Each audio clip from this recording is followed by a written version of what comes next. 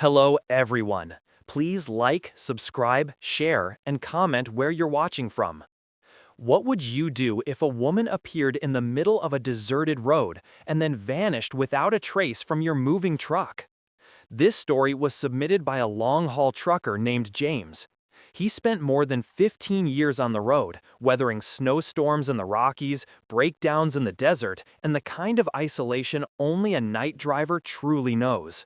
But he says none of it compares to what he saw on Highway 260 near the Magellan Rim in Arizona. According to James, it was a night that defied logic, where time bent, machines failed, and something unnatural climbed into his cab. They say truckers see everything, but some things you're not meant to see. This story isn't just about a ghost sighting. It's about how one brief moment, just a few miles of highway, can change the course of someone's life forever. So buckle in, kill the lights, and picture this. A fog-covered stretch of road, no signal, no sound, and a pale woman in white standing right in your lane. It was a routine late-night haul, Flagstaff to Gallup. James had driven the route at least 50 times. He knew every rest stop, every blind curve, every radio dead zone. But that night was different from the moment he started the engine. The first thing that felt off? The silence. Normally, the CB radio was alive with chatter, drivers joking, warning about traffic, calling out highway patrol. But that night, nothing. Just static. Still, James rolled out. He figured maybe the others were asleep, or had switched channels. As he reached the outskirts of Flagstaff, the pine trees thickened, casting eerie shadows in his headlights. Then the fog rolled in. Thick, yellow-white. It swallowed his lights within seconds, turning the road into a tunnel of ghostly vapor. The temperature inside the cab dropped sharply, so fast that his windshield fogged from the inside. James adjusted the heater, wiped the glass, and muttered, "Great, just what I need." Then the GPS screen blinked. First it froze, then it flickered, replacing his route with spinning coordinates that meant nothing. His dashboard clock dimmed. The digits reversed for a moment before rebooting. He tapped the screen, smacked the side of the console. Still nothing. His phone? Dead. Then, up ahead, he saw a shape. Not an animal, not a vehicle. It was a person, a woman, standing perfectly still at the roadside. She was barefoot, wearing a long white dress, her hair clinging to her face in the mist. No bags, no flashlight, just standing there. James slowed. His instinct screamed, "Don't stop," but he felt something, like a magnet in his chest pulling him toward her. He pulled onto the shoulder. The engine idled. He opened the passenger door. She was already inside. She didn't climb in. She was just there, as if she'd always been sitting beside him. No sound, no door movement, nothing. James nearly screamed. But she didn't even flinch. She was looking straight ahead, hands in her lap, her face pale like candle wax. Her dress was dry, somehow, even in that thick, wet fog. He tried to speak. "Hey, you okay?" No answer. He glanced at her. Her eyes were glassy, too wide, too still. He pressed the gas. The truck lurched forward. He tried again. "Where are you headed?" Still nothing. He began to feel dizzy. The air in the cab turned cold, unnaturally so. His breath fogged in front of him, even though the heater was on full blast. Then came the smell. At first it was faint, like rotting flowers. Then stronger, like damp earth, like something old and buried. He looked at the rearview mirror. There was no reflection beside him. She was sitting there, but the mirror showed an empty seat. He gripped the wheel harder. Then the electronics began to fail. His dash lights dimmed. The speedometer spun erratically. His music player, completely off, began to hiss static through the speakers. From the speakers, he heard something else. A whisper. A voice, faint and layered, like it came from far away. "Don't stop again." He turned to the woman. She was staring at him now, and her eyes were bleeding. Thick, dark red trails down her cheeks. Her expression didn't change, just wide, haunted eyes fixed on him. Then she opened her mouth, not to speak, but to release a mist. Black, cold, pouring into the air like smoke underwater. James screamed, yanked the wheel, and hit the brakes. The truck skidded sideways onto the gravel. He looked to the passenger seat. Empty. Just like that. The woman was gone.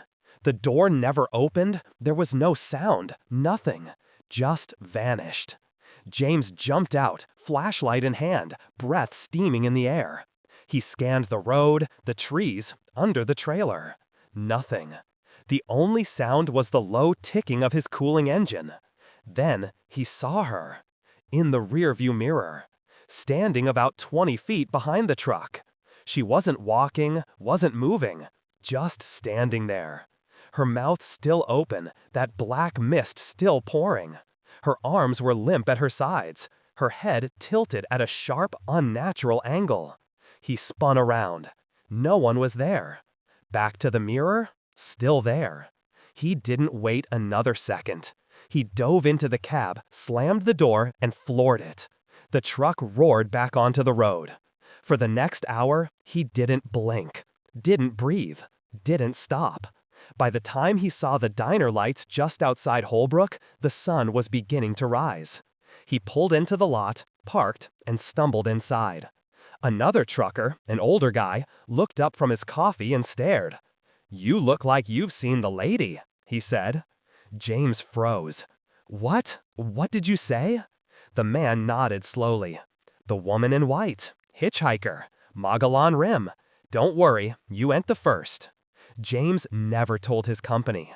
He made his delivery, then he refused every future route through that stretch of road.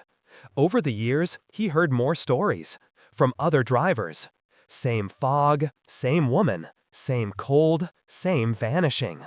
Locals call her the Lady of the Rim. Some say she died in 1997, killed in a head-on collision with a semi. Her car went off the cliff. They never found the body. But every few months, someone sees her. Trying to get home, always pointing, never talking. Always disappearing before dawn. Years later, James returned to that area.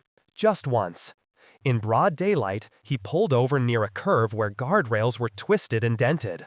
There was a wooden cross nailed to a pine tree. Beside it, a faded photo of a young woman, wearing white, smiling. The flowers were fresh. He left a rose, got back in the cab. As he drove away, the radio, turned off the whole time, crackled to life. One more time. Just static. And beneath it, a whisper. Don't stop again. Some truckers say the scariest thing you'll ever see out on the highway isn't a crash, or a storm, or even a person. Ray was a veteran driver, over 15 years hauling cargo up and down every kind of road. He loved night runs, no traffic, just the hum of the engine, a good cup of coffee, and the long stretch of open road ahead. But on one trip across Highway 19 through New Mexico, he picked up something that didn't belong on any road. Not a hitchhiker. Not a ghost. Something worse. And it never really got out of his truck. It was after 1 a.m., a dead hour. Ray's truck cut through the desert like a blade. No radio signal, no moon, no sound. Just the engine and the endless black. That's when he saw the man. Standing motionless on the shoulder, alone. No car, no sign of distress. Just there. Like a statue waiting for someone to notice. Ray slowed. Against every instinct, he pulled over. Rolled down the window. "You all right?" The man nodded once. No words. He walked to the passenger door, which Ray swears he didn't unlock, and climbed in. He sat perfectly straight, hands folded, staring forward. Ray tried to play it cool. "Where you headed?" The man replied, calm and low. "Until the road ends." Ray laughed awkwardly. Well, you picked the right truck. But something in the man's tone made that laugh die in his throat. For a while, they rode without a word. Ray adjusted the mirror. The passenger wasn't in it. He tried again. "You from around here?" The man finally spoke. "I've been here longer than the road." Ray blinked. "You camping or something?" The man turned his head just slightly and said, "I've seen every crash, every scream. I've heard people pray they'd survive. You'd be surprised how many lie when they do." Ray's hands gripped the wheel. Then came the radio. Static, loud and sharp, like a scream underwater. He turned it off. But beneath the noise, he heard a whisper. His name. Raymond. He looked at the man, who hadn't moved. "You know me?" Ray asked. "I know everything about you," the man replied. "You buried your father with his wedding ring. You told your daughter he went peacefully, but you were lying." Ray slammed the brakes. The truck skidded to a stop in a cloud of dust. "Get out," he said. The man didn't flinch. "You stopped too late. Now the road remembers." Ray threw open his door, ran to the passenger side, empty. Ray climbed back into the truck. The man was already back in the seat. "You always come back," he said, "even when you run." Ray floored the gas, heart pounding. But the highway had changed. No signs, no moon. Just endless black. The lines on the road twisted into spirals. His headlights lit up only fog. He looked down. The dash clock was stuck at 1:17 a.m. GPS was dead. CB silent. Then the man spoke again, voice layered and inhuman. "You've been running since the night you fell asleep at the wheel. Since that family never made it home." Ray's face turned white. "What did you say?" "You made it out. They didn't. You've driven every night trying to forget. But the road doesn't forget." Ray's knuckles turned white on the steering wheel. "No, that wasn't." The man leaned in. "Say it." "I didn't," Ray whispered. The man smiled. "Then why are we still driving?" The cab filled with noise, hundreds of whispers, some laughing, some screaming. One voice, his own, repeating over and over, "Keep driving, keep driving." The road ahead curled upward into the sky like a wave. The desert melted into shadow. The windshield frosted from the inside. Ray's breath came fast. He tried to stop the truck. Nothing happened. The man turned to face him. Eyes black, face stretching unnaturally. "You're already there." Then, silence. Suddenly, the truck jolted. Ray was parked. Sunlight, birds, dust blowing gently outside. His coffee was spilled in the holder. The engine was idling. Dash, 7:17 a.m. 6 hours gone. Passenger seat, empty. Except for the words written in the fogged glass. "See you again." He checked the GPS log. It said he'd never moved. Not a single mile. He stepped outside. Normal desert. Then he saw them. Tire tracks leading off the road and vanishing. Like something had driven away into thin air. Ray quit night runs after that. Told his dispatcher he was done with long hauls. But every once in a while, on long stretches of highway, Ray still glances to the passenger seat. Sometimes, just for a second, he sees him. The man in the dark coat, waiting, smiling, like he never left. And on really quiet nights, when the radio buzzes and the lights dim, Ray swears he hears his own voice whispering again. "Keep driving, keep driving, keep driving." There's an unspoken rule among truckers. If your GPS reroutes at night to a road you've never seen, don't take it. Mike didn't know that rule. Not until he stopped in a place called Darnell, New Mexico. A town with no listings, no coordinates, no signal, and no way out. It was 2:10 a.m.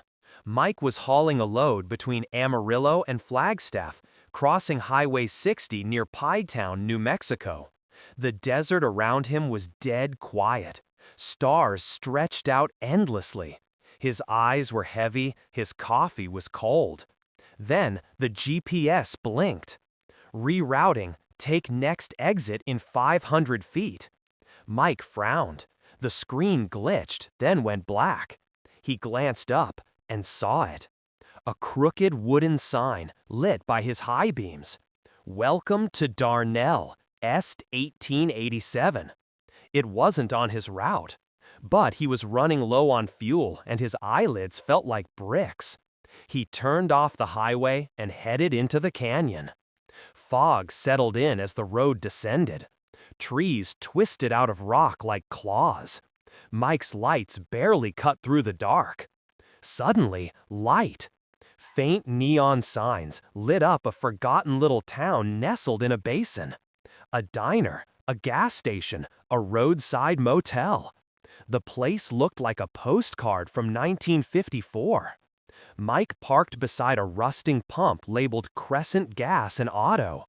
Inside the station, a man stood behind the counter. Thin, gray, round glasses. Mike stepped in. Got diesel? The man didn't blank. Cash only. Mike reached for his wallet. No card? The man stared. Not here. You driving through? He asked, tapping the counter. Yeah, I guess, Mike said. The man leaned in. You should keep driving. This place don't like visitors. Mike walked to the diner. Millie's, open 24 hours. Warm, clean, cherry pie under glass, jukebox humming softly. The waitress looked up and smiled like she knew him.